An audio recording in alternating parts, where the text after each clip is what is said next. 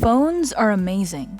You can actually edit a cosplay photo and make it look insanely awesome if you know how to use the right tools. The app that we're going to use today is Photoshop Express, and this video is about how to use it. Please watch it till the end.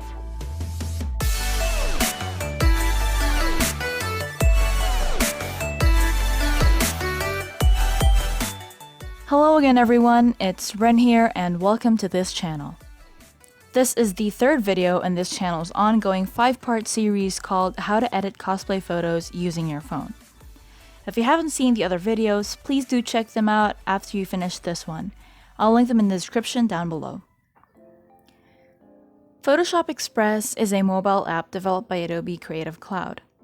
Its more famous older brother is of course Photoshop, which is an application for a PC, and it's also used as the industry standard for photographers and graphic designers. Photoshop is not free. However, Photoshop Express is, and that's what I love about it. It's available at the Play Store, and I would highly recommend it for beginners. It's so easy to use, the user interface is efficient, and the terms used in the app are simple. Literally anyone can understand it right away. The first tab shows the filters available called looks. There's a huge variety of them categorized on top of the preview thumbnails. You can also create your own filter and save it. They're categorized under the My Looks category, and here are some that I made. Please excuse their names though. The second tab shows the beta effects. These are overlays that you can use on your photos to give them some interesting effects such as light leaks, raindrops, and even galaxies. There are a lot of overlays to choose from, and you can also adjust the opacity of each one. The next tab shows you the cropping tools. Here you can change the aspect ratio, you can rotate or flip the photo, and even transform it.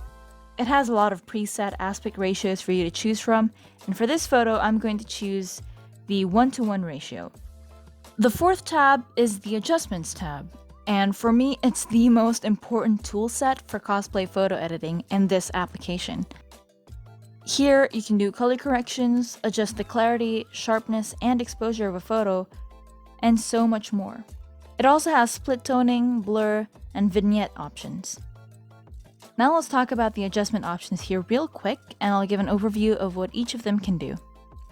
First off, we have clarity. More clarity adds more contrast to the midtones of your image. This results in your photos looking sharper or more textured. For this particular photo, I'm going to reduce the clarity to -15 because I want a softer, more bloomy look. This is typical for most Asian-looking portrait shots because it makes the pores less prominent and gives you a more soft, glowy look. The next one is sharpen. This is different from clarity because in clarity you add more contrast to the midtones. But for the sharpening option, what it does is it defines the edges in the photo by adding more contrast to the lighter and darker pixels. This can cause a lot of noise, so we don't want to overdo it. We want this particular photo to look a bit more sharp around the edges, so we'll increase the sharpness to about 10. The next one is luminance noise reduction, or in this case, reduce luminance noise. It basically reduces the noise or the little specks in the photo and gives it a smoother finish, and it is my favorite. I know, a lot of you are gonna call me out on this and tell me, but it reduces the image size and quality, blah blah blah. Look, to be honest, I care more about how the photo looks overall more than the image quality. The raw images I'm using aren't really high quality in the first place.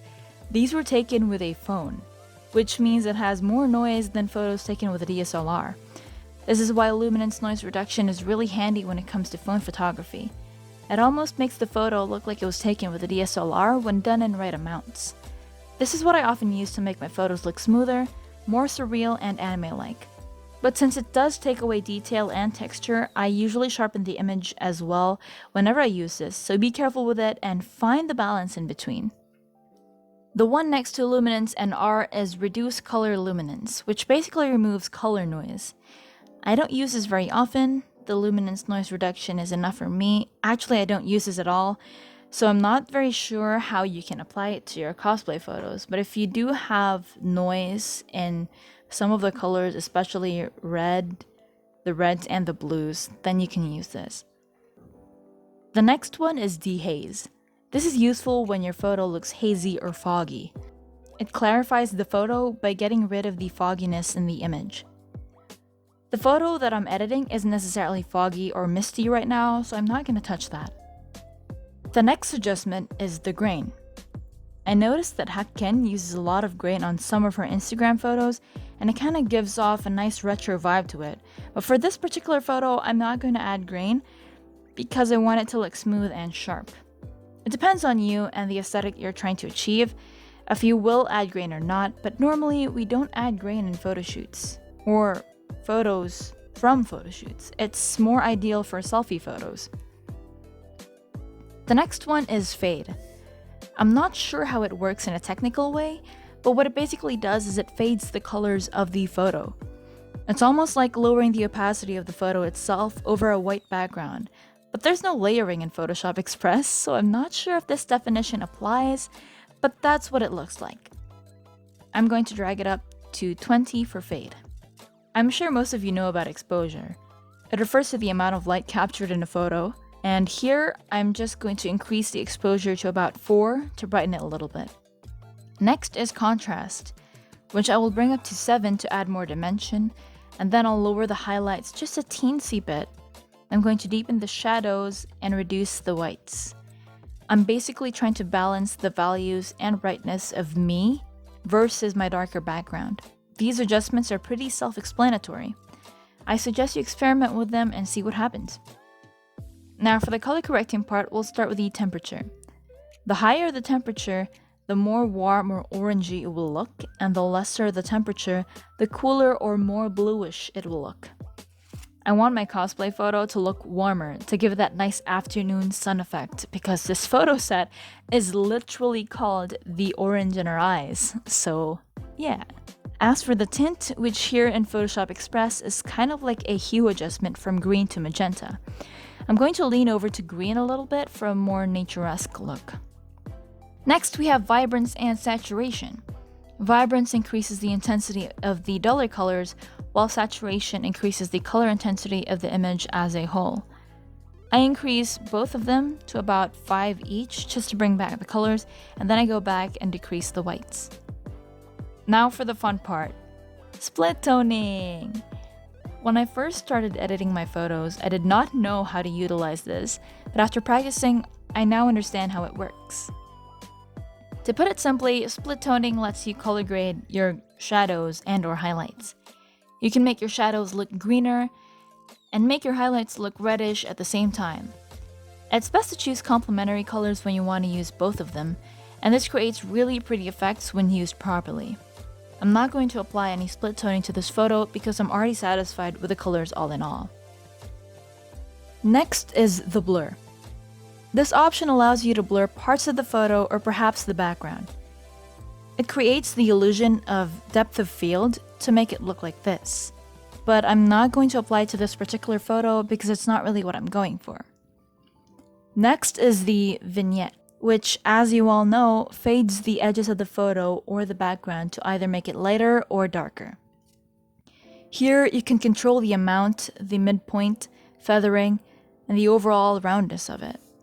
Again, I'm not going to apply that here because it's not what I'm going for. After the Adjustments tab, we have the Healing tab, which is basically explained on the screen. It removes blemishes and you can adjust the size of the healing brush. As always, try to keep it small and precise to avoid anything like this. Or this. Next is the red eye corrector, which we will obviously not need here, but this helps with those seemingly red eyes that people get when they put their camera on flash. Next is the text tab. It has a lot of pre-styled text and a variety of nice fonts that you can choose from. And then it also has stickers, just like this one, but I doubt that you'll be using these in cosplay photography. Unless you want to make it look graphic or artsy in a way, then go ahead. The last tab is the Borders tab.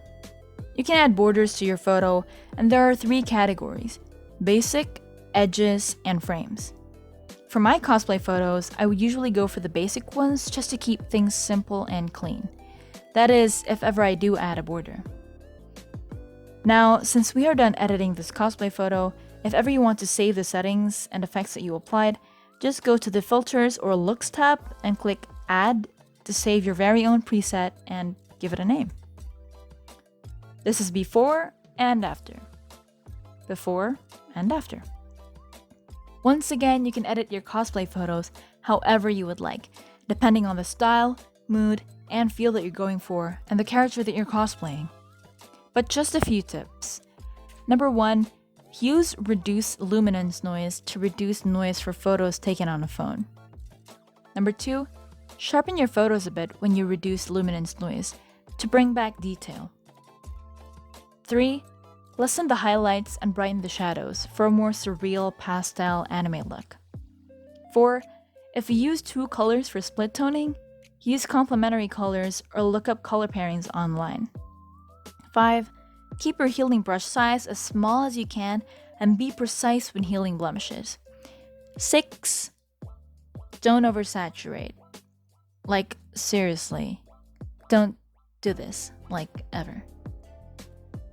Just remember to not overdo it, and of course, explore and practice to really understand how photo editing works in this application. I'm not an expert, but I have been editing and practicing this for quite some time now, and I hope that I was able to help you guys learn a bit about Photoshop Express. If you liked this video, please give it a thumbs up, share it to your friends, and of course, subscribe to my channel for more content. Thank you, and God bless.